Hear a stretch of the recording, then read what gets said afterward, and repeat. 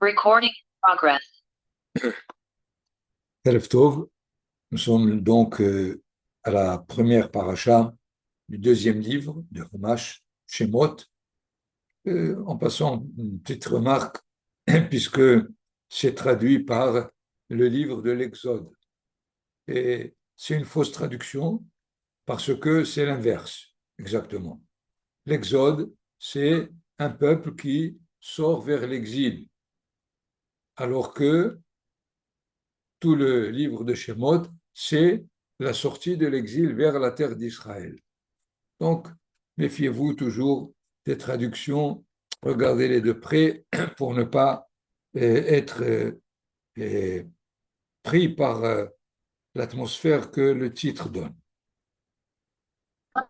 Donc, nous avons a priori la question qu'on a posée plusieurs fois, mais il faut maintenant la revoir pour voir l'importance du livre de Shemot, étant donné que il est le prolongement naturel de Bereshit, puisque nous retrouvons d'une part le nom des 12 tribus qu'on a rencontrés dans le livre de Vaïgash, qu'ils étaient au nombre de 70 et que Yosef était en Égypte.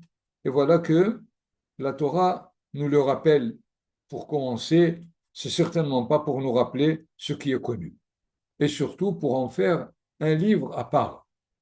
Si c'est la suite, on aurait pu faire Bereshit Shemot, un seul livre.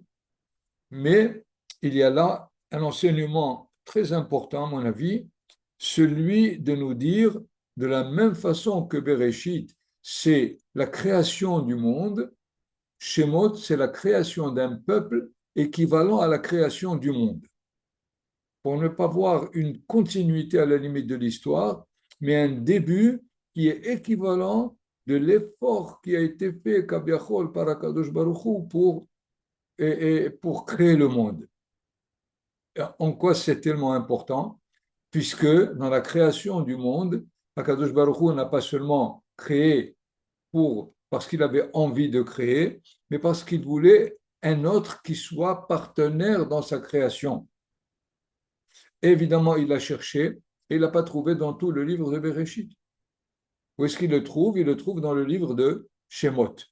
Il y a un peuple qui va naître et qui va prendre sur lui le projet divin de départ. Donc, c'est équivalent. Il me semble qu'on a rappelé, il faut le dire maintenant aussi pour raccorder ces enseignements. La Torah nous dit par exemple qu'il faut compter le Homer après le premier jour de Pessah. Mais avec quel terme? Usfartem lachem mimahorat Shabbat. Et vous compterez le lendemain du Shabbat. Mais c'est la fête, c'est pas Shabbat. C'est pour que la Torah nous dise le premier jour de Pessah est équivalent à la création et c'est pour cela qu'elle l'appelle Shabbat. Voilà l'importance à la limite de mettre un livre nouveau comme si on a un Bereshit nouveau, des prémices nouvelles pour le projet divin de la création. Nous voyons ici que Yosef est mis à part, si on peut dire, de toutes des tribus. Vous prenez les 4 premiers versets, אלה שמות בני ישראל הבאים מצרימה את יעקב יישוב ביתו באו ראובן שמעון לוי יהודה יששכר זבולון ובנימין דן ונפתלי גד ואשר. Mais pourquoi pas Yosef? Yosef, il est parmi les 12 tribus ou non? Mais au 5e verset, Ve-Yosef haya bemitzraïm. C'est assez important pour nous dire pourquoi la Torah nous met Yosef à part, même si effectivement il appartient aux 12 tribus. D'une part, les 12 tribus sont descendues vers l'Égypte.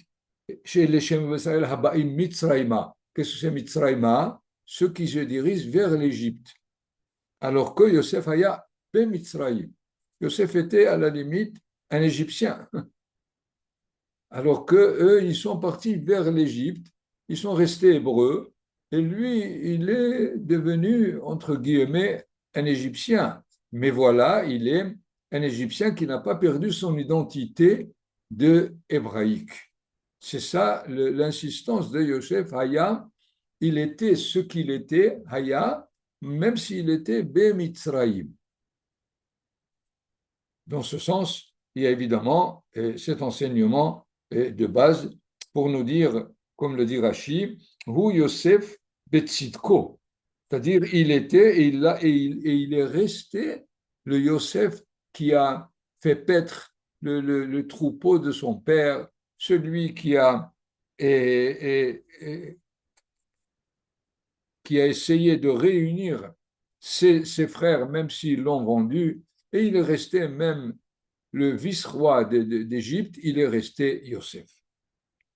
Mais évidemment, immédiatement, nous allons rencontrer Moshe Rabbeinu dans le livre lui-même, et il est intéressant de voir un certain parallèle, mais un parallèle de, de, de contraste, si je peux dire, entre Yosef et Moshe Rabbeinu. Rapidement, Yosef était hébreu et il est devenu égyptien. Mais Moshe Rabbeinu, il est égyptien, il va devenir hébreu. Parce que c'est la fille de Paro qui le pêche, et il est éduqué et il est élevé dans le palais du pharaon. Il est, à la limite, il appartient à l'Égypte de façon complète. Même d'ailleurs, je vous donne ici le verset où la Torah nous dit Vaigdal Hayeled, il est dit deux fois Vaigdal Hayeled au chapitre 2.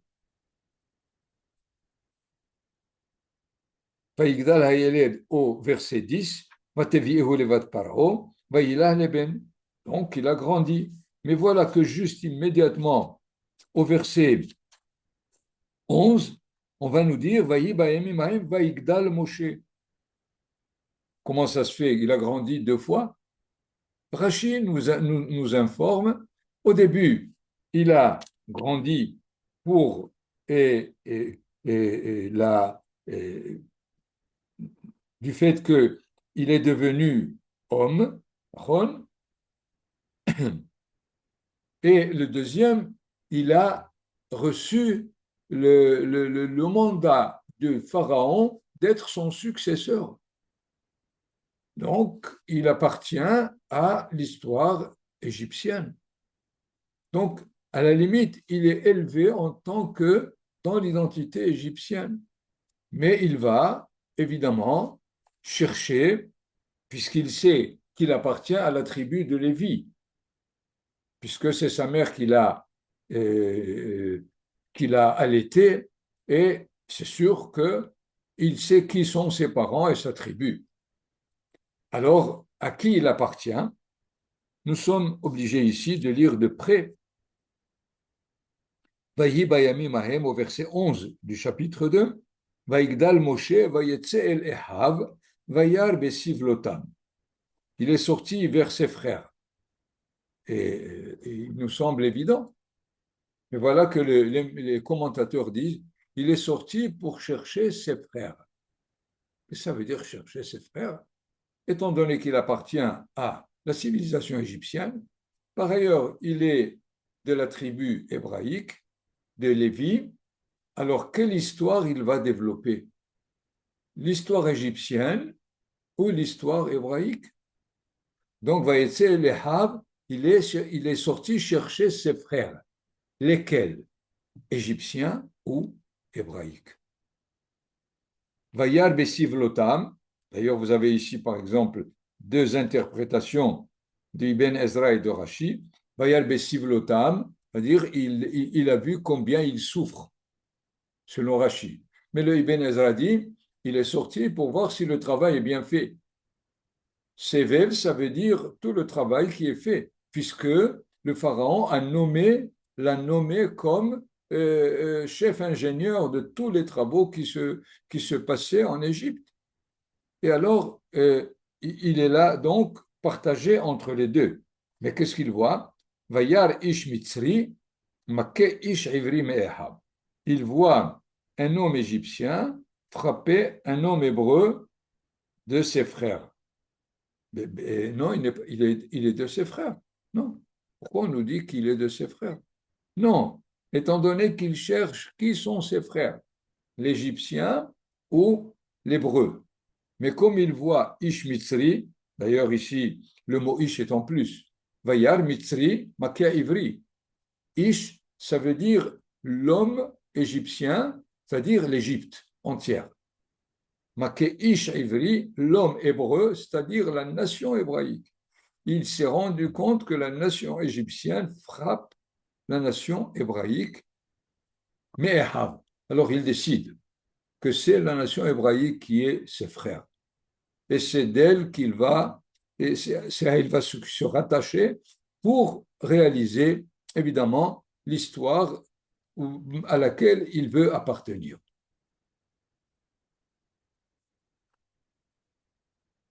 Donc, comme l'a enseigné Manitou Zeret Tzadik Livracha, sa décision était une décision au niveau moral.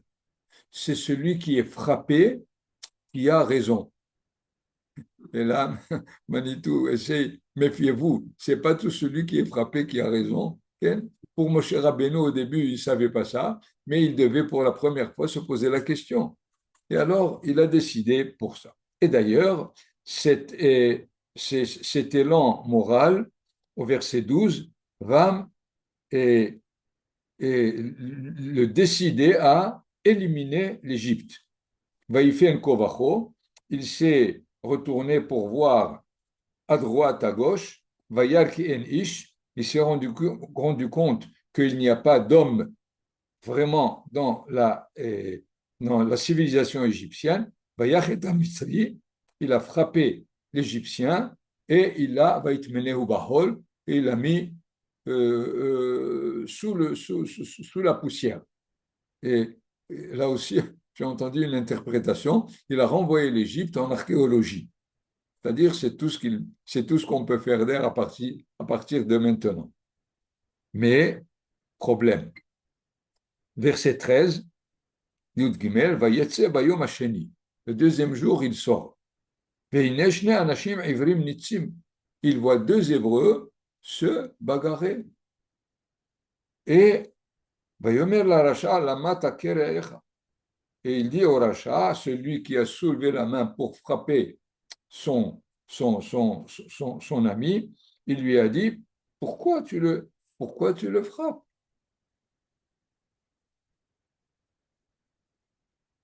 Nous voyons encore là le fait qu'il cherche celui qui est frappé. C'est lui qui est important. Mais là, il voit deux Hébreux.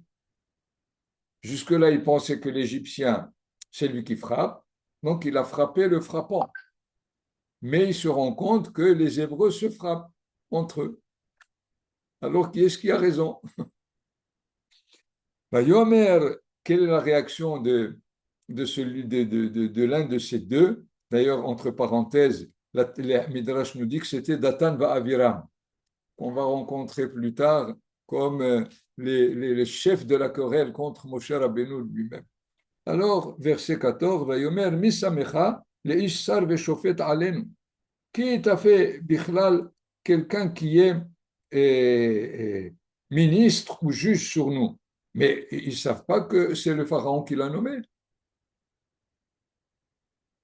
Les commentateurs disent, oui, tu es le chef des Égyptiens, pas des Hébreux. Si maintenant tu t'occupes de nous aussi, nous, on a d'autres lois. Donc, ce n'est pas pour toi, ce n'est pas pour nous qu'il t'a nommé sur la civilisation égyptienne, pas sur la civilisation hébraïque. Vayera Moshe Vayomar, la fin du verset 14, Achen Oda Davar. Moshe a eu une crainte et il a dit la chose vient d'être révélée. Quelle chose vient d'être révélée? Et là, on a besoin donc de Rashi qui nous dit que jusque-là, il se posait la question pourquoi ce peuple est asservi? Mais pourquoi? Il vient de se rendre compte. Pourquoi? Parce que il y a du colportage, il y a de la médisance, il y a le lachon hara qui est répandu, et donc c'est ce qui est peut-être la cause de, de cet asservissement. Et maintenant, qu'est-ce qu'il arrive? וישמע פרעה את הדבר הזה ויבקש להרוג את יוסף, את משה. Paro a entendu et il a voulu tuer Moshe, étant donné que c'est pas parce que il s'est il s'est mêlé des Hébreux, mais parce qu'il a tué l'Égyptien, ça veut dire pour le pharaon, il a tué l'Égypte. Et donc, comme si Moshe était concurrent de la, de la suite de la civilisation égyptienne. Il est parti, à la limite, il est déçu de l'Égypte et des Hébreux. Pour chacun pour sa raison, c'est sa déception. Qu'est-ce qu'il va faire? Qu'est-ce qu'on a à savoir? Qu'il s'est assis sur un puits. Et là encore, on a besoin du Midrash qui dit il a suivi le chemin de Yaakov Avinu. Yaakov Avinu, quand il a fui Esav, il est parti à côté du puits attendre Rachel pour continuer pour continuer l'histoire d'Israël, pour avoir une postérité qui va continuer la lignée Abraham, Yitzhak et Yaakov. Et donc, à la limite, nous voyons que comme si Moshe Rabbeinu cherche un autre commencement d'une histoire morale qui n'est ni l'Égypte ni les Hébreux.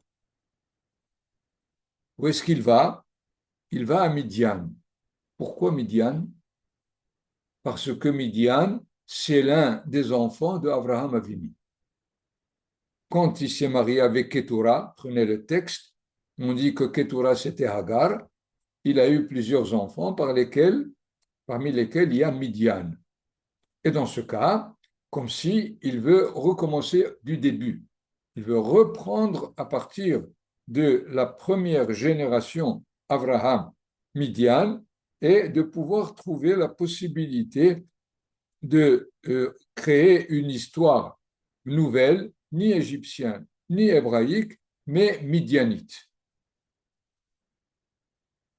D'ailleurs, nous le voyons ici encore, et le justicier de ceux qui sont frappés, puisque sur le champ, il voit que les bergers chassent les filles de Yitro, étant donné que Yitro venait de se séparer de toutes les idoles, alors qu'il était le curé ou le chef de Midian au niveau du culte midianite, comme il a quitté toutes ces idoles, alors on l'a excommunié, on a excommunié ses filles aussi. Et dès qu'on voit ses filles, on les chasse. Qu'est-ce qu'il a fait immédiatement? Moshe Rabbeinu, verset 7, les Hébreux sont venus et ils les ont sachés. Moshe immédiatement s'est levé et il les a sauvés. Voyons donc que Moshe Rabbeinu, il est celui qui cherche la justice entre un Hébreu et un Égyptien au début, ensuite entre deux Hébreux, ensuite entre deux Midianites. Donc, nous voyons qu'il cherche la relation morale dans sa source, et à la limite, entre parenthèses maintenant, il met l'identité hébraïque de côté. Il va donc rester chez Yitro très très longtemps. Vous savez bien que Moshe Rabbeinu a vécu 120 ans.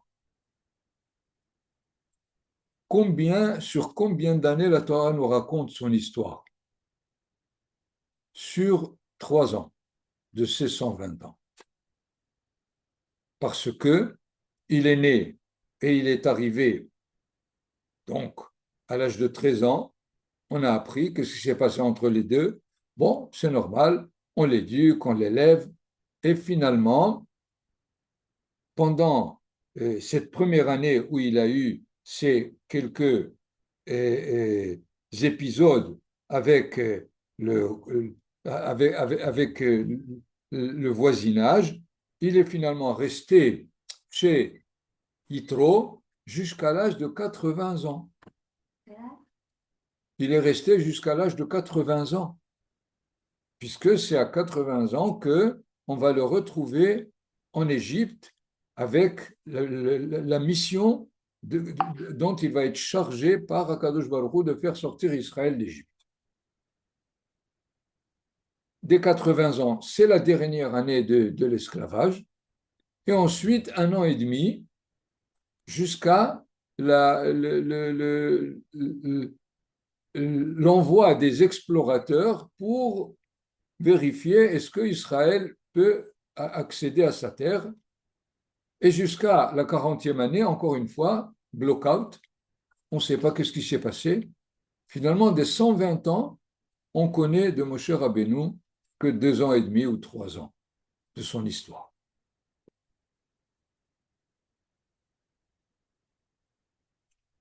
Voyons donc que, comme nous l'avons dit au début, Yosef et Moshe Rabbeinu sont ici les types qui accompagnent l'histoire avec un sens inverse. On a déjà dit le fait que Yosef est d'abord hébreu et qui s'associe à la civilisation égyptienne. Moshe Rabbeinu, c'est l'inverse.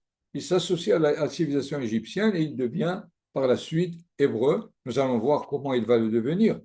Mais c'est une première démarche entre les deux. De plus, Yosef passe une période très difficile et termine par une accalmie à la fin de sa vie. Moshe Rabbeinu, lui, il démarre dans l'asservissement d'Égypte, mais il va terminer aussi par le fait de mettre Israël en route vers sa terre. Nous savons aussi que les deux ont eu l'opposition des frères ou du peuple. Yosef, bien sûr, se sont opposés à lui. Ses frères, ils l'ont vendu, et par la suite, évidemment, il a réussi à faire la paix.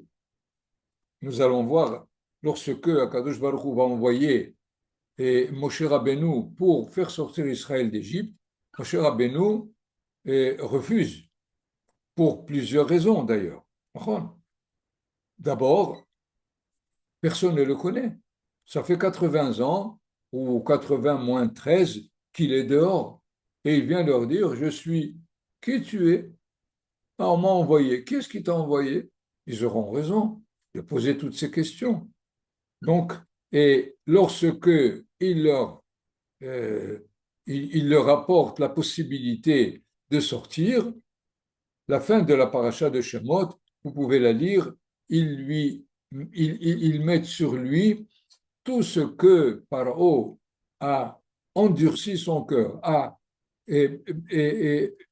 chargé encore plus de son asservissement. À cause de qui? À cause de toi, Moshe.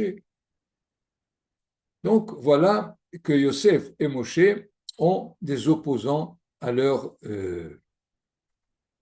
Il faut évidemment savoir qu'ils s'opposent pas par nature de querelle ou de controverse, mais les frères de Yosef, ils voient que Yosef leur demande de descendre en Égypte. Quel est le danger? Deux dangers: l'assimilation et la persécution. Et c'est vrai, c'est arrivé, puisque le dernier verset de Vaïgash nous ont dit que les Hébreux se sont assimilés, sont devenus des Égyptiens. Et d'ailleurs, lorsqu'il fallait sortir, il en sort le 5e. Les 4/5 ne veulent pas sortir. Ils veulent rester en Égypte, vivre là civilisation elle-même. Chez Moshe Rabbeinu, une autre raison. Il arrive quand? Après 210 ans. Les Hébreux lui disent 400. D'où est-ce que tu viens nous dire, qui t'a dit que c'est 210 et pas 400? Nous avons un contrat dans lequel il est écrit 400 ans. Arba me'ot shana, nachon. Et ger yezaracha be'etzorayim va'avadum ve'inu otam arba me'ot shana. Et alors, leur opposition a une raison, et dans ce cas, qu'est-ce que Moshe Rabbeinu va leur dire? C'est-à-dire, il faut bien comprendre les deux parties, en quoi chacun a des difficultés d'écouter l'un l'autre. Moshe Rabbeinu ne pose pas des questions pour simplement trouver les raisons pour ne pas aller en mission avec Akadosh Baruch Hu, la mission que Akadosh Baruch Hu met sur lui, mais il faut bien comprendre que cette sortie d'Égypte, quelque part, est le modèle des sorties plus tard d'Égypte, des différents empires que Israël va rencontrer, et la nôtre, évidemment. Nous savons que lorsque Herzl est venu dire de se mettre en route, tout le monde s'est opposé à lui.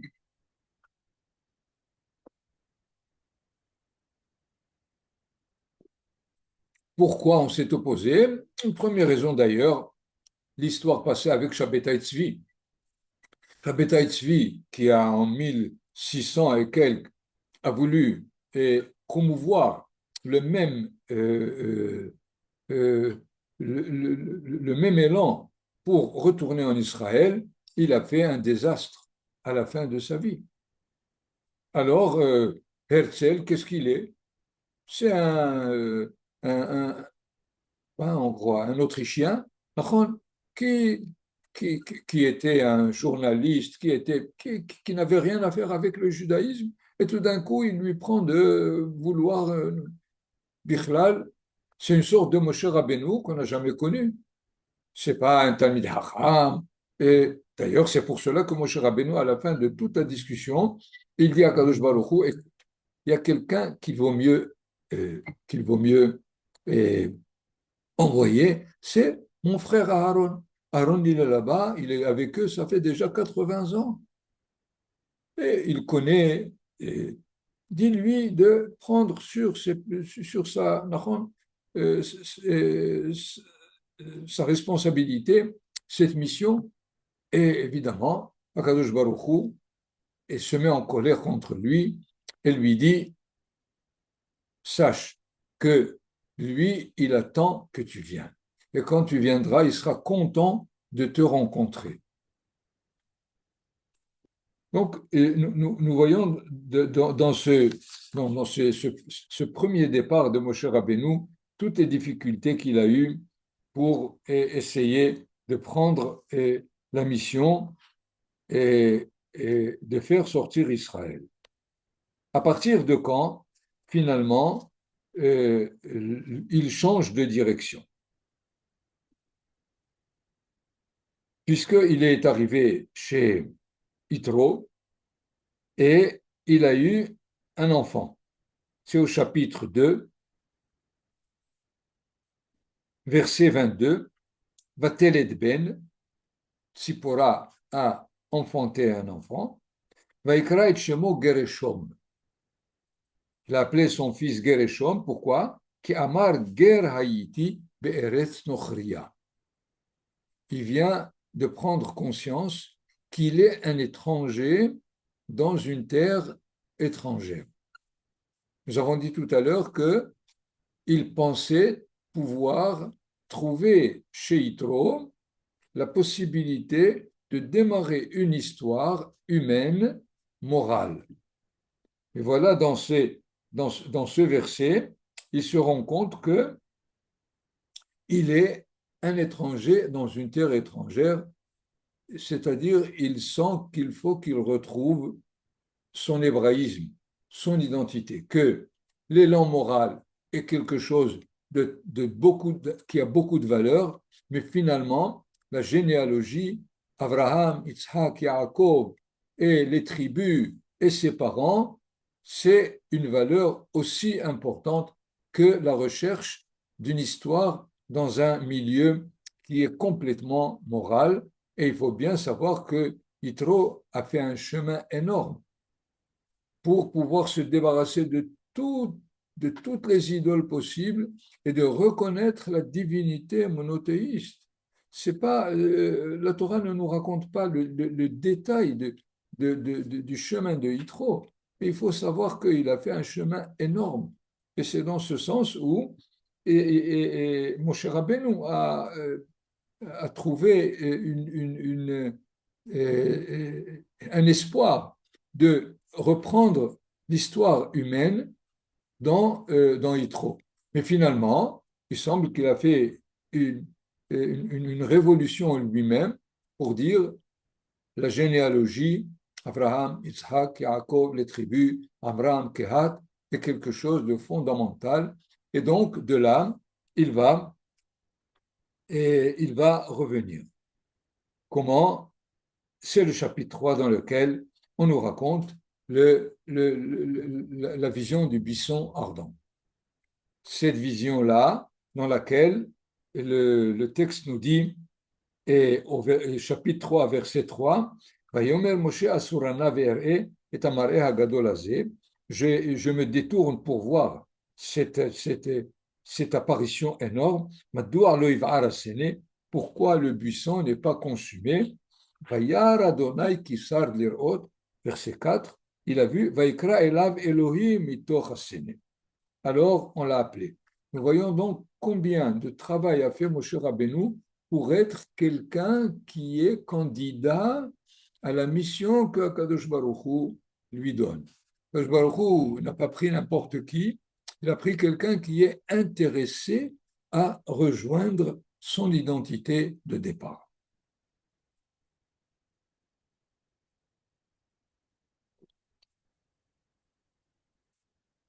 Donc, il y a au verset 6, disons verset 7, c'est plus, là commence la parole divine pour le mettre en route. Vayomer Adonai, Ra'o ra'iti et oni ammi asher b'Mitzrayim. Dieu dit, j'ai vu déjà, je continue à voir, oni ammi, la misère de mon peuple qui est en Égypte. À la limite, c'est en plus. C'est sûr qu'il le sait. Yosef et Moshe Rabbeinu, c'est que Am Israël, il est Bemitzraïm. Et là, une remarque, encore une fois, de Manitou, il lui dit, Ami, c'est celui qui est en Égypte, pas celui qui est en Midian. Là, tu es parti chercher quelqu'un d'autre. C'est pas mon peuple. Ami Asher Bemitzraïm. Et Oni Ami, en plus, il le sait aussi. Tout à l'heure, on a dit, Vayar Besivlotam. Il a vu combien ils étaient dans la douleur. Pour dire, c'est l'Égypte qui ont rendu mon peuple miséreux, misérable. Sache, si tu as vu qu'il y avait deux Hébreux qui se querellaient et que tu as conclu que tout le peuple mérite d'être dans l'asservissement parce qu'ils sont toujours en querelle et en médisance, c'est les Égyptiens qui l'ont rendu mauvais.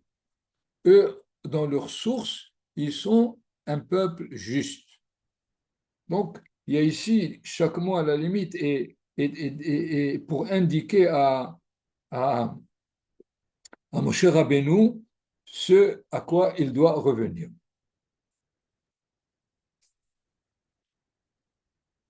Ve'ata, verset 10, la mission en double, comme le verset nous le dit. Ve'ata lecha ve'eshlahacha el Paro. Et maintenant, je vais t'envoyer au Pharaon. Première mission. Deuxième, Ve'otse et ami bene Israël mi Mitzrayim. Et fais sortir mon peuple Israël d'Égypte. Donc, il doit en même temps être celui qui appartient aux Hébreux pour faire sortir les Hébreux et celui qui est le successeur du pharaon pour parler au pharaon. Donc il faut qu'il fasse marcher son éducation égyptienne et son appartenance au peuple hébraïque. Alors, c'est pour cela qu'il dit, lui aussi, Moshe la Elohim, verset 11, Mi anochi ki elech Paro. Est-ce que je suis celui qui doit aller chez Paro? Je ne suis pas le Anochi, je suis déjà pour le peuple hébraïque. Vechi otzi et bnei Israël mi Mitzrayim. Je n'ai pas vécu avec eux pour dire que c'est moi qui vais vous faire sortir. Et évidemment, une des questions au verset 13, lorsque Akadosh Baruch Hu le rassure, il lui dit, je suis avec toi, je t'accompagne. Alors, verset 13, Vayimer Moshe el Elohim, Hine anochi ba el bnei Israël. C'est-à-dire, mettons de côté Paro pour l'instant. Hine anochi ba el bnei Israël ve'amarti lahem, Elohe avotechem shelachani alechem. Le Père, le Dieu de vos pères m'a envoyé vers vous, ve'amruli ma shemo. Ils vont me dire quel est son nom. Ma omar alehem. Qu'est-ce que je vais leur dire? Les commentateurs se sont posé la question. Qu'est-ce qui se passe? Qu'est-ce que ça veut dire quel est son nom? Ou bien ils ne le connaissent pas. Et donc, qui dit que Moshe Rabbeinu dit vrai? Il peut dire n'importe quoi. Mais ils le connaissent, et donc ce n'est pas la peine qu'ils posent la question. Seulement, les Hébreux savent, en tout cas au moins la tribu de Lévi, auquel il va parler, c'est eux qui pourront l'écouter. Ils lui disent selon quel nom ce dévoilement de la Géoula, du salut que tu nous apportes, il apparaît.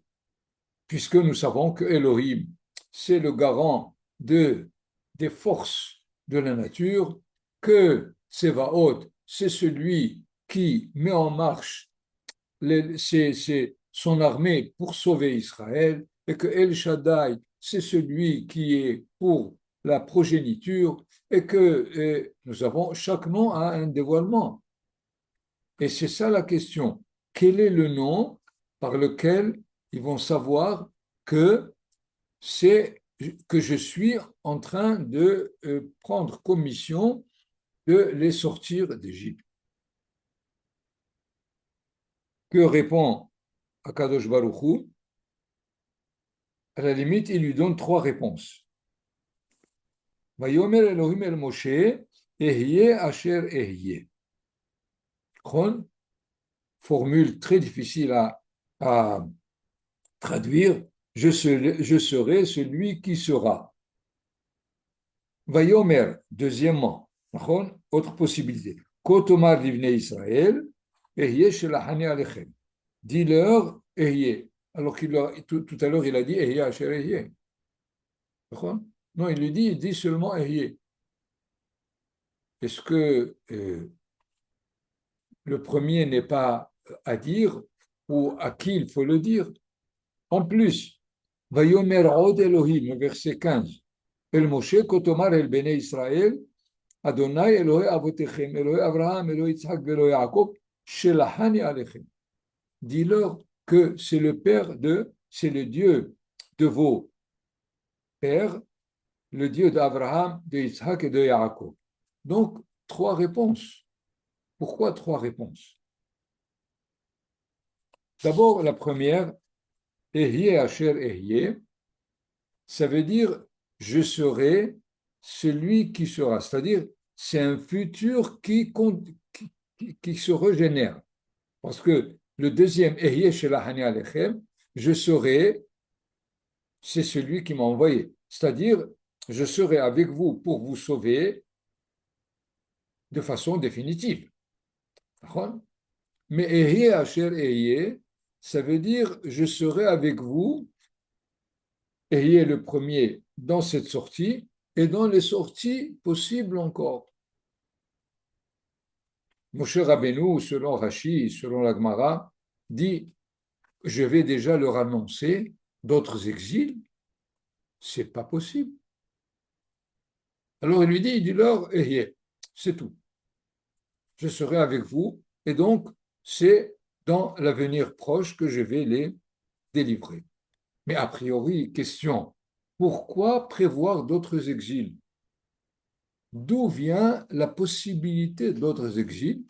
Reprenons que cet exil devait durer 400 ans, il n'a duré que 210, donc ils n'ont pas complété le travail de l'exil d'Égypte, qui est un exil spécifique. Ça, il faudrait un cours à part pour savoir quel est le sens de l'exil d'Égypte. C'est évidemment relié à Brid Ben Abetarim, mais nous devons revenir à Brid Ben Abetarim et poser la question. Pourquoi fallait-il cette alliance des morceaux, comment on le traduit, dans laquelle Akadosh Baruch Hu annonce à Abraham Avinu que son peuple sera